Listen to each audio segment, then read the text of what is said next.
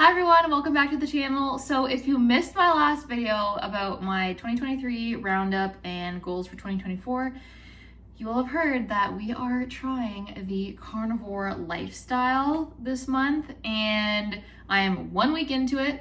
So we're gonna do a little catch up rundown of how this first week has gone for me. And I first want to preface that there are a couple of things that I have been a little bit more lenient with just in order to keep my sanity through this carnivore change. So I've still been drinking my matcha because tea is allowed in some of them, with A2 milk, which you're allowed, and a little bit of raw honey, which apparently you're allowed as well.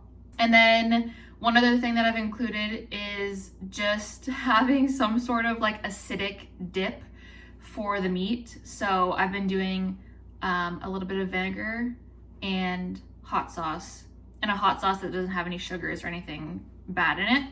So those are the two things that I have kept / incorporated in this carnivore lifestyle for this month, because otherwise I don't think I'd be sticking with it. I've enjoyed it so far. I feel good. Not many complaints about it other than the fact that it can get a little bit boring in a way. I like acidic foods and I really enjoy vegetables. So right now, after this first week, I've really been craving just like a fresh, crisp, cold salad with a nice tangy vinaigrette. That's okay. I'm working with it. We'll be fine. Just like the little adjustment period, I guess. But overall, I feel good. And I do want to make sure I point out that I'm not doing carnivore for weight loss or a number on the scale or anything like that. I'm really doing it for like my overall well-being and just to see how it works as an athlete. Is there any advantages of doing it as an athlete, things like that. So it doesn't have anything to do with like how I perceive my physical appearance or the scale.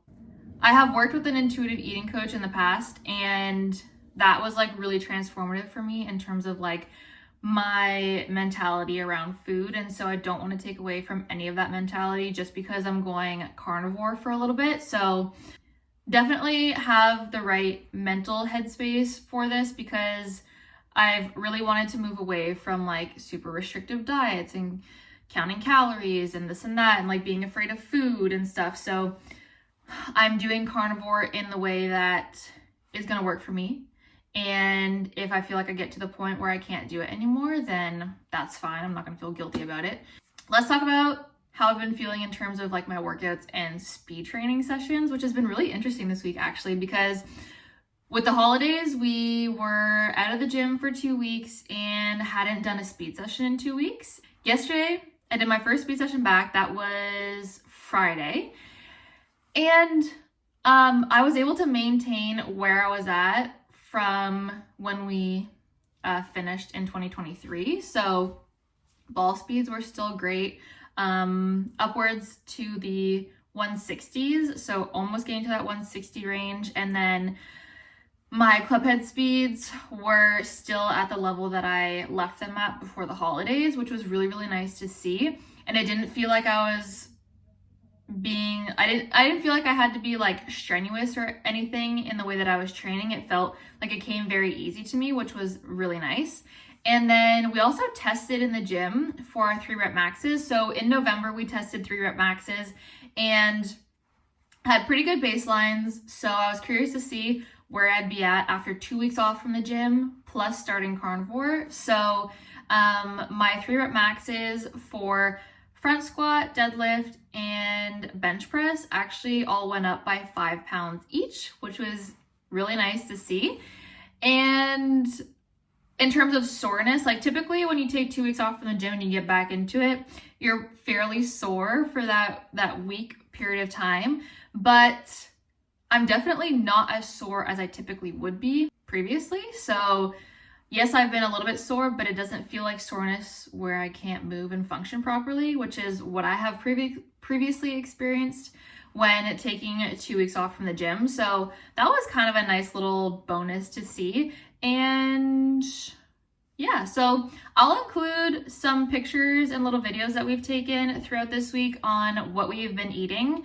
The majority of the time we've been doing lots of eggs, bacon in the morning, some goat cheese. We've been doing ground beef, some burgers, some steaks. And now I really want to incorporate some more like fish in there because just like a change of texture and things like that, you know? So I think we'll be getting some sashimi from our favorite sushi place soon because I find that on Carnivore, it's all very much like the same texture all the time and like the same temperature of food.